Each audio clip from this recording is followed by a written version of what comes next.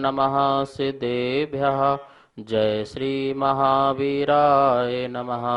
जय श्री परम्पराचार्य गुरुवे नमः। जय श्री उमा स्वामी गुरुवे नमः। जय श्री शांति सागर गुरुवे नमः। जय श्री विद्यानंद गुरुवे नमः।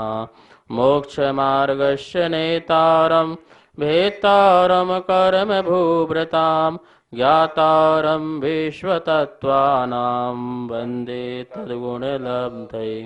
मङ्गलं भगवान् वीरो मङ्गलं गौतमो गणी मङ्गलं कुन्दकुन्दार्यो जैन धर्मोऽस्तु मंगलम। तत्वाश्रुत परम मांगलिक ग्रंथ है आचार्य कुंद के पट्टे शिष्य आचार्य उमा स्वामी द्वारा यह विक्रम की प्रथम शताब्दी में लिखा गया सूत्रात्मक शैली है। संस्कृत इसकी भाषा है। 10 अध्याय विभाजित है। 7 तत्वों का वर्णन है। हम सभी लोग 9वां अध्याय जिसमें संबर और निर्जरा के अधिकार को समझ रहे हैं।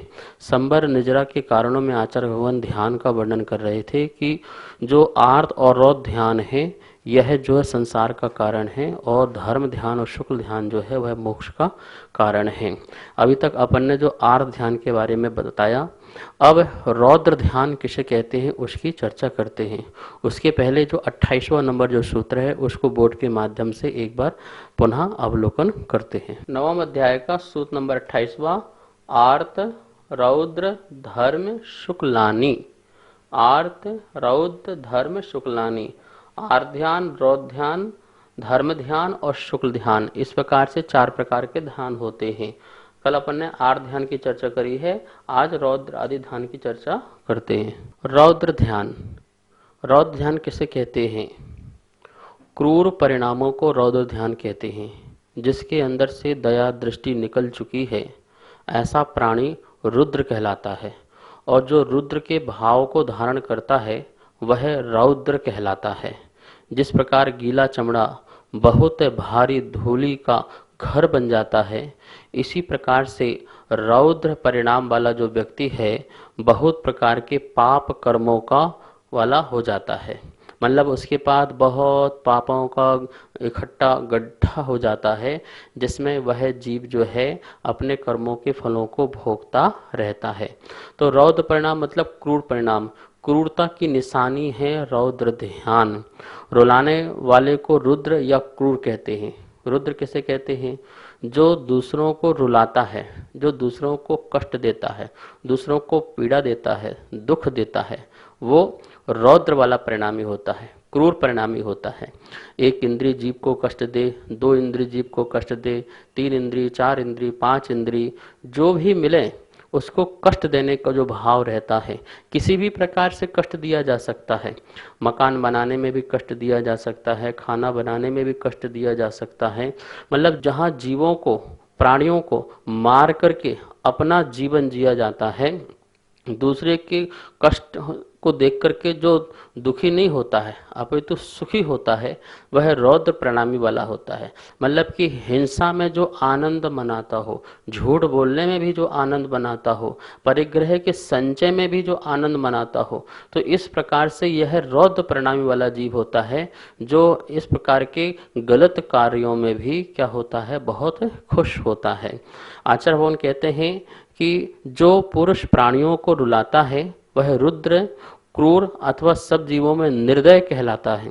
ऐसे पुरुष में जो ध्यान होता है उसे रौद्र ध्यान कहते हैं। आचार्य भगवान कहते हैं कि रौद्र ध्यान कितने प्रकार का होता है? तो रौद्र ध्यान भी 2 प्रकार का पहले समझना, बाह्य रौद्र ध्यान और अभ्यंतर रौद्र ध्यान। बाह्य रौद्र ध्यान किसे कहते हैं?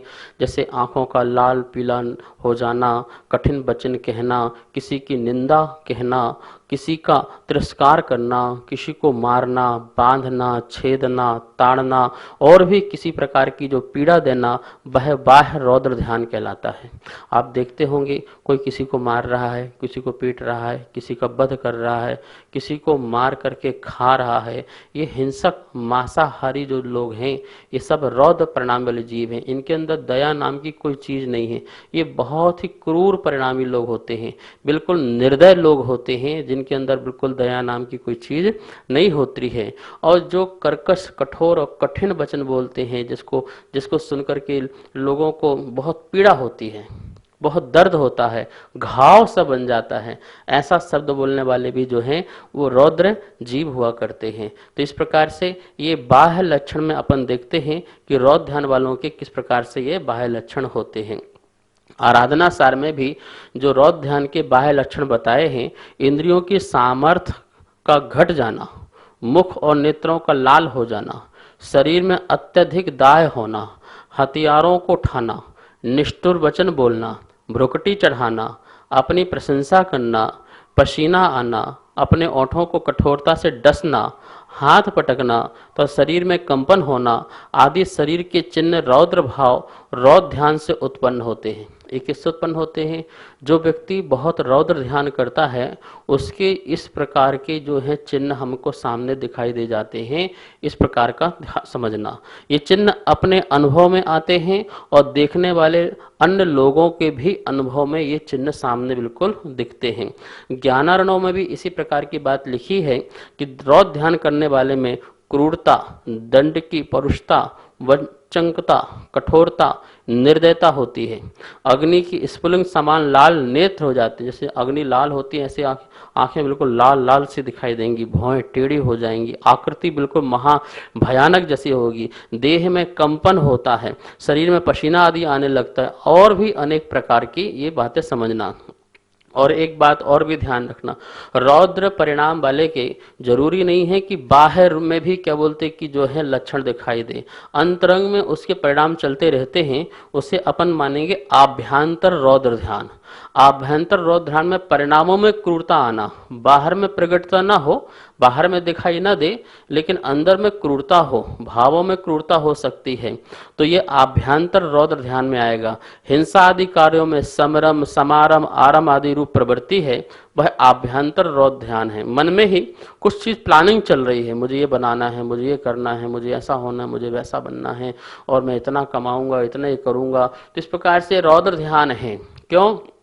क्योंकि रौद्र ध्यान में जैसे मैं बहुत बड़ा मकान बनाऊंगा तो मकान बनाने में समरम, समारम, आरम होगा, तो मन में ही सब कुछ हो रहा है, मन में ही सारे विचार चल रहे हैं। मैं यहाँ घूमने जाऊंगा, मैं ये खाऊंगा, मैं वो करूंगा, और उसमें इतने जीव मरेंगे तो मरे, मुझे कोई दिक्कत नहीं है।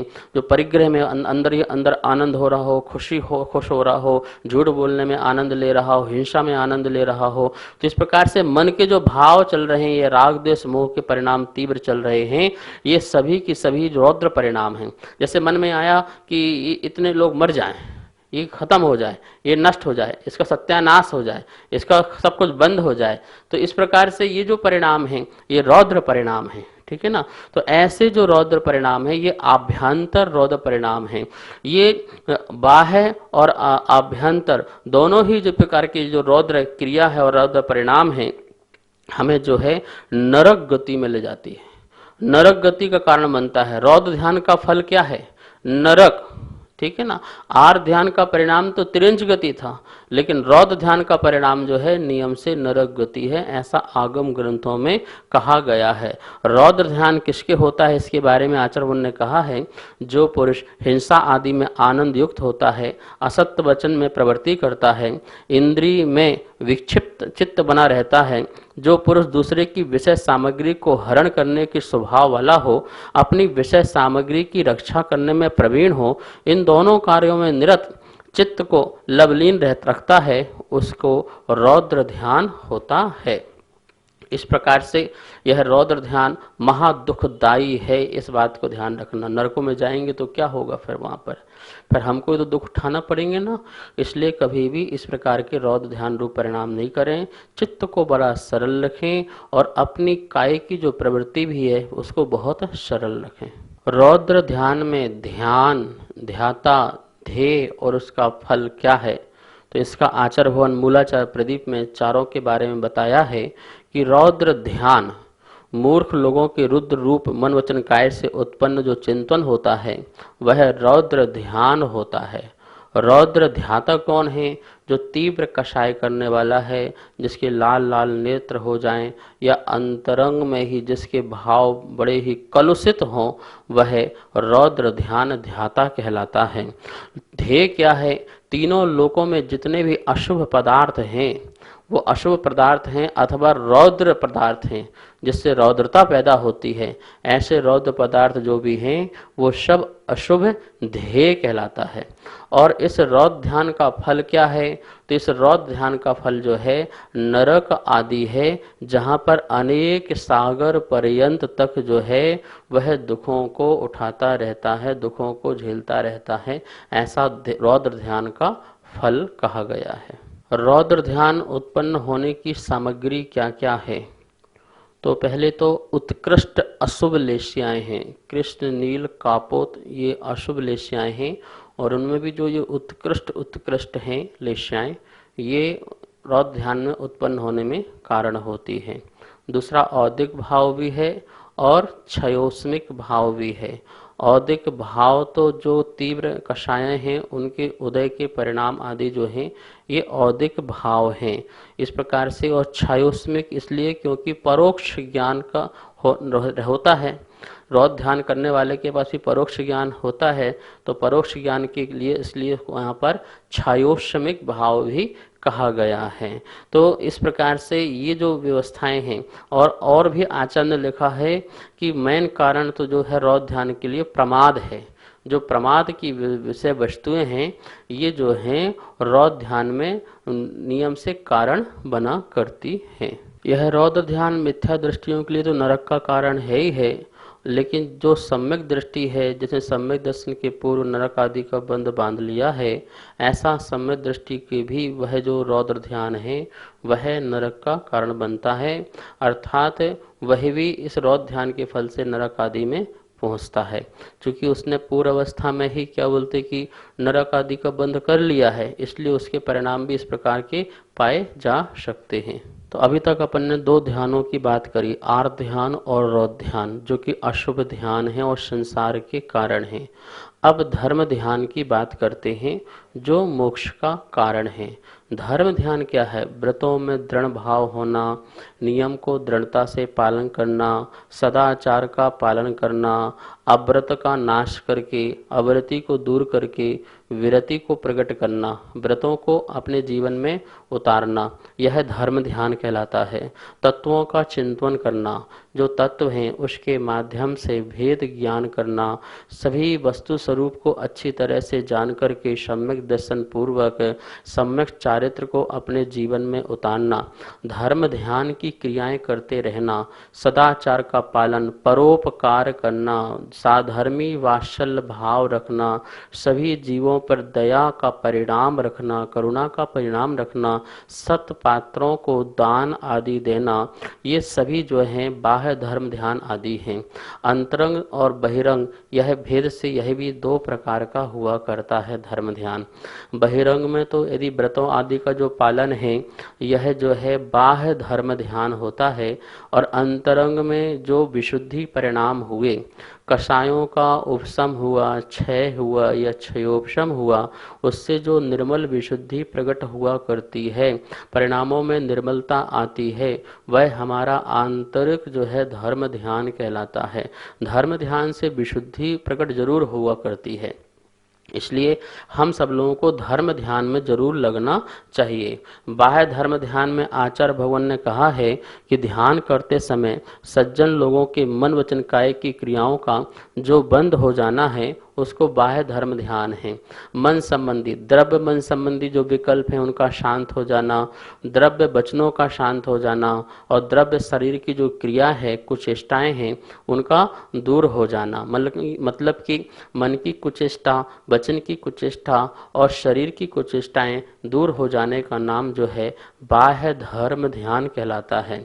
जिससे अन्य लोग भी अनुमान से जान सकें उसे बाह्य धर्म ध्यान कहते हैं। अनुमान से जानने का मतलब क्या है जैसे कि आप बाहे में दान आदि देते हो तो लोग बोलते हैं ये बहुत धर्मात्मा है।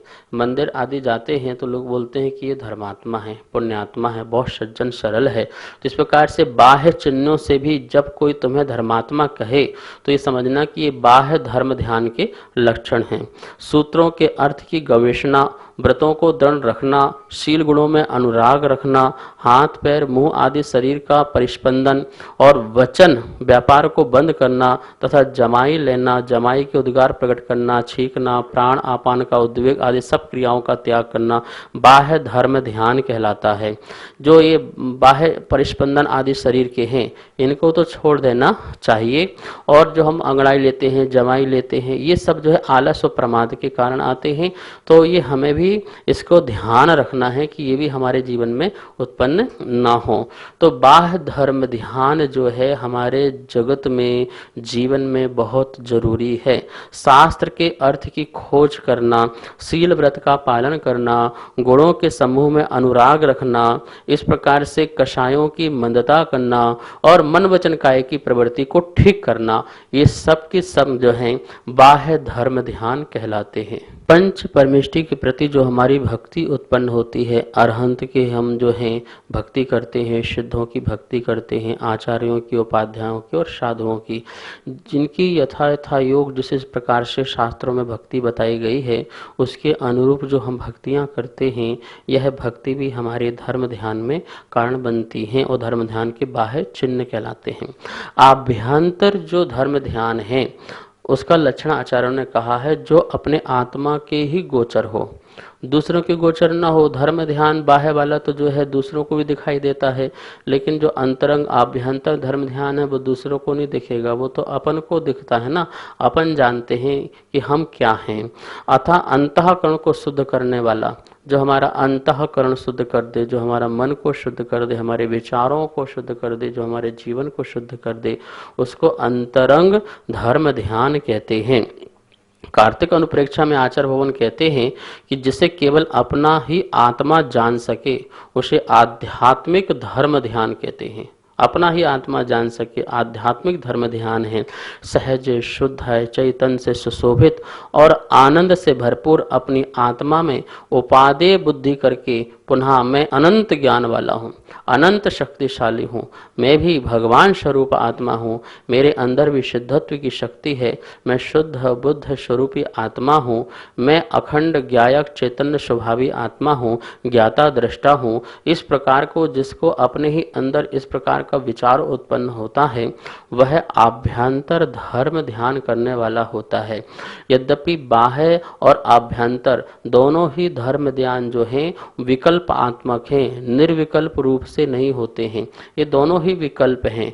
जैसे मैं मंदिर जाना है, भगवान की भक्ति करना है, पूजा करना है, दान पुण्य करना है, ये भी एक विकल्प है और ये क्रिया भी है।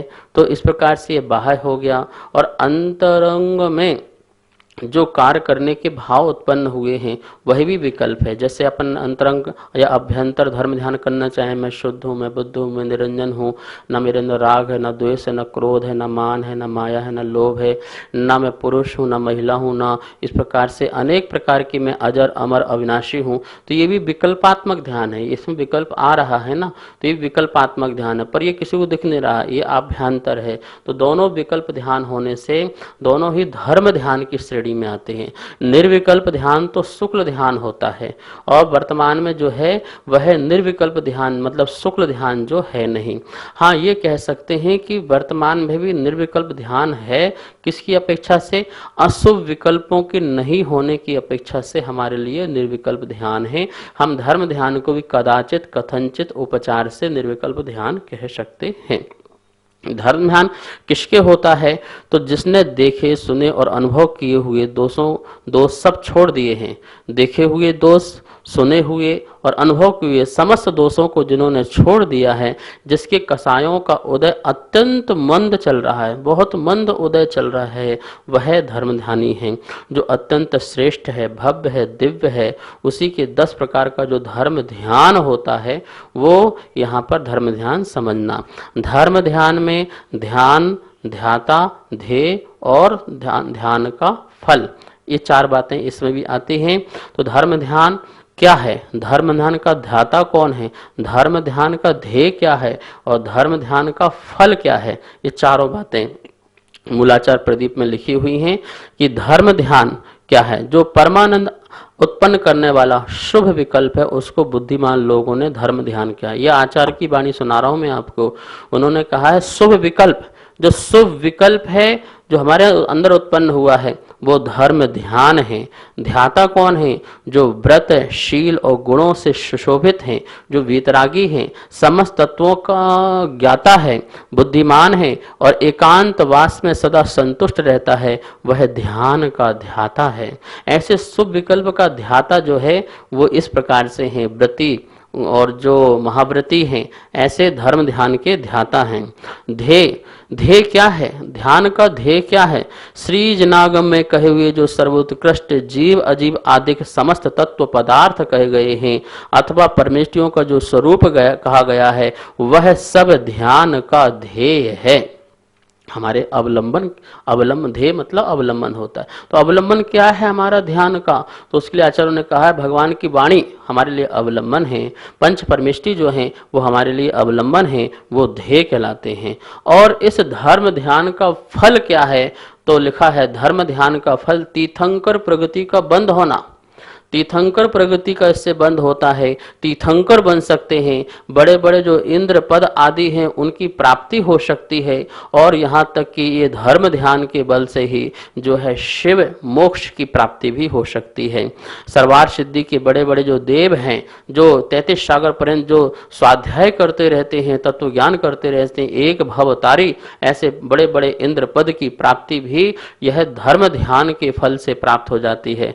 हमें पूर्ण पुरुषार्थ करके यह धर्म ध्यान में ही लीन होना है, इसमें ही हमको लगना है। आर्त रौद ध्यान को पुरुषार्थ पूर्वक छोड़ना है और धर्म ध्यान में हमको पुरुषार्थ पूर्वक लगना है। धर्म ध्यानी की कौन कौन सी सामग्री होती है, तो पीत पद्म और शुक्ल लेस्या, ये तीन जो लेस्याएं हैं धर्म ध्यानी के जीवन में हुआ करती हैं और इन्हीं का अवलंबन से ही धर्म ध्यान किया जाता है। इसमें क्षयोष्मिक भाव होता है। धर्म ध्यानी के कौन से भाव होता है, क्षयोष्मिक भाव होता है और अंतर मुहूर्त इसका उत्कृष्ट जो है काल हुआ करता है, मतलब कि ज़्यादा से ज़्यादा इसका जो काल है वो अंतर मुहूर्त। अंतर मुहूर्त तुरंत दूसरा जो है धर्म ध्यान प्रारंभ हो जाएगा तो इसका काल अंतर मुहूर्त का होता है। धर्म ध्यान का फल जो है आचार्यों ने ग्रंथों में लिखा हुआ है कि यह धर्म ध्यान सम्यक दर्शन का नाश करने वाली जो मोहिनी प्रगतियां हैं, सप्त जो प्रगतियां हैं, अनंतानुबंधी क्रोधमान माया लोभ और दर्शन मोहिनी की तीन, इन 7 प्रगतियों का नाश करने वाला यह धर्म ध्यान होता है। शेष मोहिनी कर्मी की जो 21 प्रगतियां हैं उनके भी उपशम का कारण होता है, उपशम होने में उनके भी कारण होता है, उनका भी क्षय होने में कारण होता है। यह धर्म ध्यान बड़े ही प्रयत्न से उत्पन्न होता है क्योंकि यह सुख की खान है।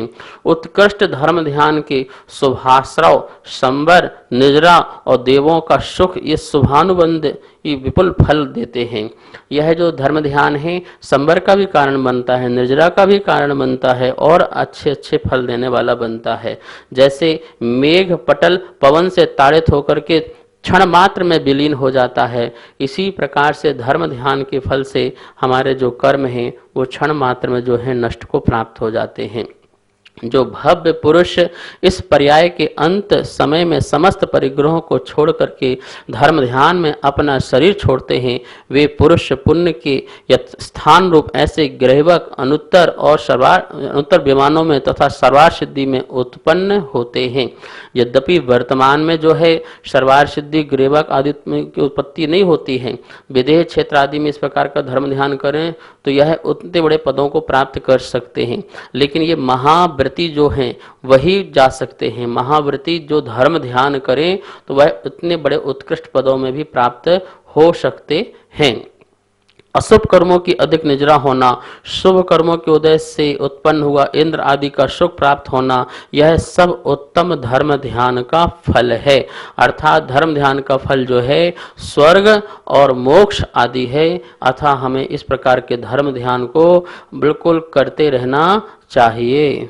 धर्म ध्यानी के क्या क्या लक्षण हैं? आराधना सार में आचार्य भगवान कहते हैं कि निसंकित आदि अंगों के घर स्वरूप उत्तम श्रद्धान जिसके अंदर पाया जाता है, तत्वार्थ का जो बहुत अच्छा चिंतन करता है, धर्म और धर्म के फल में जिसको उत्साह होता है, बड़ा प्रफुल्लित होता है धर्म आदि करने में, प्रशम भाव होते हैं, दया भाव होते हैं, इंद्रियों का दमन करना चाहता है, मोक्ष मार्ग में श्रेष्ठ उद्यम करना चाहता है, संयम वैराग और जो है अपने अंदर उत्तम गुप्तियों का पालन करना चाहता है, परिणामों में अत्यंत कोमलता का होना, सरलता का होना, माया रहित होना, परिग्रह का अभाव होना और समस्त वस्तुओं में परम उपेक्षा का होना, ये सब धर्म के लक्षण अथवा धर्मात्मा जीव के चिन्ह कहे गए हैं।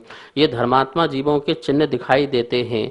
मरण कंडिका में आचार्य भगवान ने लिखा है, मार्दव आर्जव निसंगतः हेयोपादे, तत्व को समझने समझाने में पटुता होना, ये सब धर्म ध्यान में प्रवृत्त व्यक्तियों के अंदर पाए जाते हैं।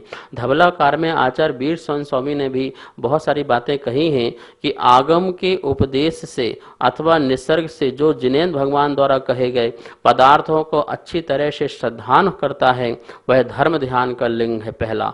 जिन और साधु के गुणों का कीर्तन करना, प्रशंसा करना, विनय करना, दान संपन्नता होना, श्रुत और शील और संयम में रत होना, ये सब कार्य धर्म ध्यान में होते हैं, ऐसा जानना चाहिए। तो धर्म ध्यान में अपन देखिए, जो व्यक्ति धर्म ध्यान होता है वह विनयशील भी हो जाता है, सरल व्यक्ति हो जाता है, मायाचारी से रहित व्यक्ति हो जाता है, और वह बाहर से भी धर्मात्मा दिखाई देता है और अंतरंग में धर्म से वह भरपूर भरा हुआ रहा करता है। इस प्रकार का यह जो धर्म ध्यान है हमारे जीवन को जो है सुंदर बनाता है। यह धर्म ध्यान के माध्यम से ही हम अपने जीवन को अच्छा बना सकते हैं, बेहतर बना सकते हैं। अपने क्रूर परिणाम को छोड़िए, अपने आर्त रौद्र परिणाम को छोड़िए, दूसरों जीवों के प्रति भी दया का परिणाम रखो और अपने भी अंदर भी दया परिणाम रखो, अपने लिए भी दया का भाव रखो। क्या दया का भाव? कि मुझे ठीक होना है, मुझे अच्छा बनना है, मुझे अच्छा कुछ करना है, मैं संसार में आया हूँ विषय भोगों के लिए नहीं आया हूँ, इन विषय भोगों को छोड़ने आया हूँ। पराधीनता में तो मैंने विषय भोग कभी छोड़ नहीं पाया, आज स्वाधीन होने का समय आया हुआ है कि मैं स्वयं अपनी इच्छा पूर्वक इस विषय भोगों को छोड़ करके धर्म ध्यान में लीन हो सकता हूँ। इस प्रकार का विचार मंथन आदि अपन को करना है और धर्म ध्यान आदि में लगना है। आज का स्वाध्याय यहीं संपन्न करते हैं। आइए माँ जिनवाणी की स्तुति करते हैं। जावाणी के ज्ञान से सूझे लोकालोक, शोवाणी मस्तक धरू सदा दे तुहों धोग। हे जिनवाणी भारती तो ही जपो दिन रेन, जो तेरी शरणा धरे सो पावे सुख चैन। आशीर्वाद। सभी को सादर जय जिनेन्द्र। पूज्य गुरुदेव के मुखारबिंद से नित्य आप तत्वार्थ सूत्र का स्वाध्याय कर रहे हैं, जो कि पारस चैनल के माध्यम से पूरे देश में प्रसारित किया जा रहा है। आप सभी के परम सहयोग से तत्वार्थ सूत्र के 7वें अध्याय तक की पुस्तक छपकर आ चुकी हैं। अब 8वें और 9वें अध्याय की पुस्तक छपने जानी है। तो आप भी अगर इस पुस्तक को छपाने में अपना सहयोग प्रदान करना चाहते हैं तो हमारे नीचे दिए गए नंबर पर संपर्क करें और शास्त्र छपवाकर पुण्य अर्जन करें। जय जिनेन्द्र।